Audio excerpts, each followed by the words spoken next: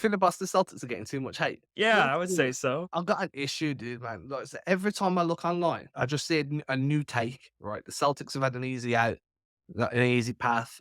No Jimmy Butler. Tyrese Halliburton, Yeah. Donovan Mitchell, Jarrett Allen.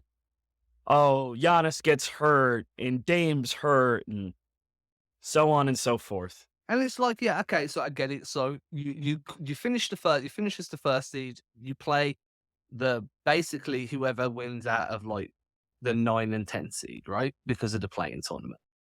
And you end up getting Miami, and everybody's like, Miami's going to be a problem, Miami, because Miami beat you in the conference finals last year, blah blah blah. Oh, there's no Jimmy Butler. Okay, so this series doesn't matter. No matter what Boston do, it doesn't matter because there's no Jimmy Butler. Fuck that, there's Bam Adebayo there. No one like that doesn't mean shit. Oh, Tyler Hero's healthy this time. That don't mean nothing. There's no Jimmy Butler. You get through that series.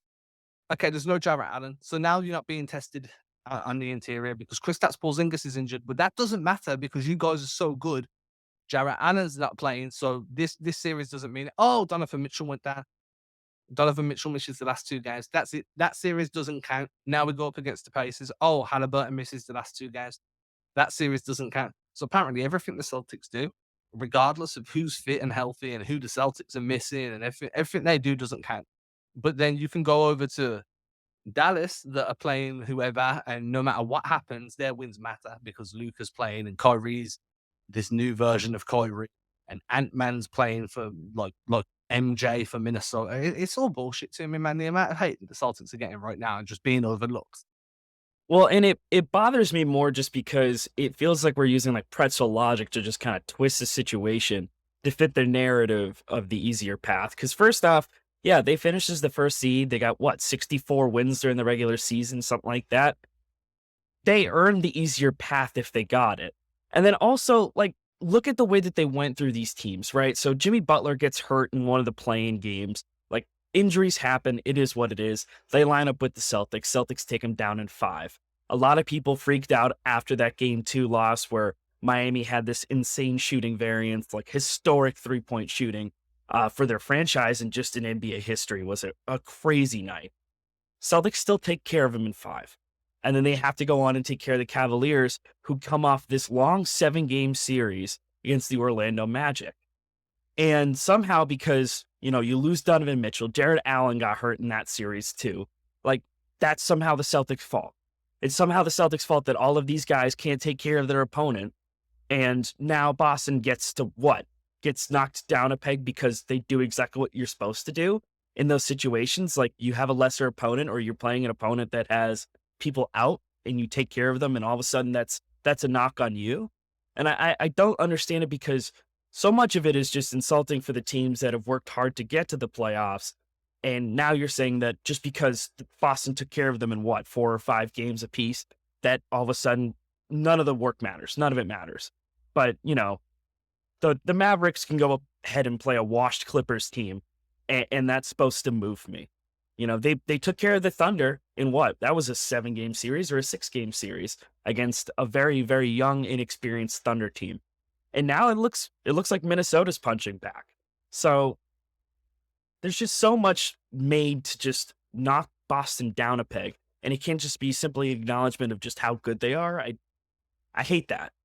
It's like if you look at it from a record standpoint, 12-2 in the postseason. That's where Boston are right now. 112, lost 2, undefeated on the road. Questions were there. Can the Celtics win in clutch? Can the Celtics perform in the clutch time? We haven't seen enough clutch possessions from the Celtics because they've been so historically dominant throughout the season. Okay, so we get to the Indiana series. Now there's 3 games. 3 out of those 4 games went into clutch time. One of them ended up in overtime. The other 2, the Celtics won. Oh, but the Celtics shouldn't have been in the clutch because this is Indiana and you should be wiping the floor with Indiana. Hold on. One moment you want them in the clutch because you want to see them get tested. Then they get there and the team that they're there against isn't good enough and they should never have been there. Like, why do we keep moving the goalposts? The Pacers got there because the Pacers are good. They beat a really tough Knicks team. Granted, the Knicks were falling apart at the seams because that Tibbs ran them into the ground. Randall wasn't there, so they had a 7-man rotation instead of an 8. You can speak about why the Knicks didn't get to the conference finals all day long. But the fact of the matter is, the Pacers had to get there. as you said, there was that series against the who else did the Pacers play? Who did the Pacers play in the opening series? Whoever they Oh, played. the Bucks Yeah, the Bucks did. You got without Lillard, and I mean Lillard for a good chunk of it, but Giannis out the entire time. Chris Middleton was healthy. Neesmith was guarding Chris Middleton for the majority of that series. If you look at the way the Pacers got there, the Pacers are no slouches. The Pacers are there because they're good. You know what I'm saying? So then to discredit Indiana by saying, well, Boston should never have been in clutch time games, or to discredit Boston by saying, oh, well, you had to win in 3 close games and this could have been a tie series. You just got lucky. Well, you don't get lucky 3 times in a row. You don't get lucky on the road at the Gainsbridge Fieldhouse. You know what I'm saying? You don't get lucky 2 nights in a row in the opponent's backyard. It doesn't happen that way. You got there because you earned it, but because it's Boston and because the East is weak compared to the West, like I don't think people realize that Indiana won like 3 of their 4 games against Dallas this year. Indiana had a winning record against the Bucks throughout the regular season with Giannis. People forget Indiana were a in-season tournament finalist. This team was built for tournament-based basketball. So to then discredit everything the Celtics have done just because it was the Pacers and they're not a sexy name, they're not a Miami, they're not a Milwaukee, they're not a Philadelphia. No, that's bullshit. I've read that, and every time you click onto social media right now, it's some new talking head that just has to get a shot in at the Celtics, and it just makes no sense to me whatsoever. Well, especially with the Pacers because they have an elite offense. Like that's what made this it was a sweep, but it was a dogfight. It Yeah, reminded me so much of that series against the Nets where it was a sweep by the Celtics, but it was close fought for all of those games. This series felt even closer than that. And you have to have respect for what the Pacers were able to do. I mean, Andrew Nebhard steps up. You lost Tyrese Halliburton with that, what was it, a quad strain or a hamstring? And they managed to still put up a really good fight and they were in it. Like they were in it. They had the lead. And it was these clutch situations where the experience won out. Derek White hits a massive shot. Drew Holiday, multiple big and one plays, gets the game sealing steal in that comeback win. And then he gets that game sealing rebound in that final game, in game 4. Like that was just purely execution and experience from being there. And the Pacers, you know what, man? I said it before. I thought the Pacers were going to be a problem for somebody. I didn't see them getting this far and being this much of just a nudge of a team. But they're so young. They're gonna be there again. I guarantee it. That is such a good offensive team. I think they're like one really good defensive wing away from being like consistently a deep playoff run team. Like they've got something really special there. Indiana does, and I don't want to discredit what they've done. And at the same time, I also want to say like you can't really discredit what the Celtics have done, considering they did all of this with 3.5 games of Porzingis. Like you you're know what I'm missing saying? all like an all-star caliber center who was able to shoot the 3 ball, space the floor, which makes Jaylen Brown and Jason Tatum even more deadly as cutters. You don't have that presence anymore, on the offensive end and the defensive end. And they still managed to do what they do.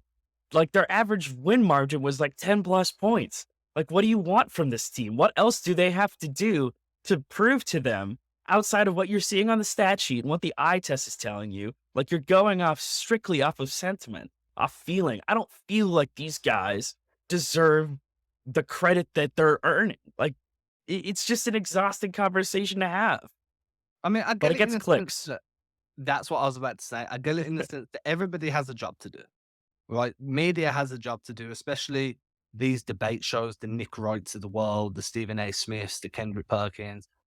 Their job is to throw out egregious takes that generate clicks and debate online. And they do a great job of that. And I fall victim to responding to those quite frequently. I think I've got a tweet up on my Twitter page right now where I responded to one yesterday. I understand that that's their job. They're paid to not be outlandish, but to have controversial takes. I'm okay if the Celtics are part of that discussion and they catch shrapnel here and there because every team's going to catch it. The bigger you are, there's only 4 teams, 3 teams left technically now. There's only going to be 2 left in a game or 2 or 3 or 4 or whatever, however long that series goes. So I understand that the deeper you get, the more shrapnel comes your way, just because there's less targets to fire at. But my issue has been all the way through, the goalposts have continually been moved. Every time a question has been made. Did you see the one from Chris Broussard yesterday? Oh my god. So it's like now it's not the Celtics haven't won in the clutch. Now it's not the Celtics have had an easy path or the Celtics haven't proved they can win in gritty games. It's the Celtics haven't been beat a 50-win team. No shit, Sherlock. They haven't faced one. How are you meant to beat something you haven't faced? Do you get Yeah. what I'm saying? Like, oh, they haven't beaten a 50-win team. I get it. Throw shrapnel, but at least admit that you're moving the goalpost. It's just like, you know what? I know I said this last week, but this is where we are now. And the question that I've got burning now is, can they be? The way you phrase it is just as important. It's pissing me off, man. The thing that drives me crazy about it too is in the East, there were only 2 teams that had 50 or more wins, which was the Celtics and then the Knicks. It's not like, okay, let's say they do beat a 50-win team and it's the skeleton crew Knicks. You would just discredit them even further because that The team was skeleton missing crew. everybody. They're missing everybody. So, like, what do you want from them? Like, okay, like they didn't beat a 50-win team. The Cavaliers had 48 wins and they beat them, and that wasn't enough for you.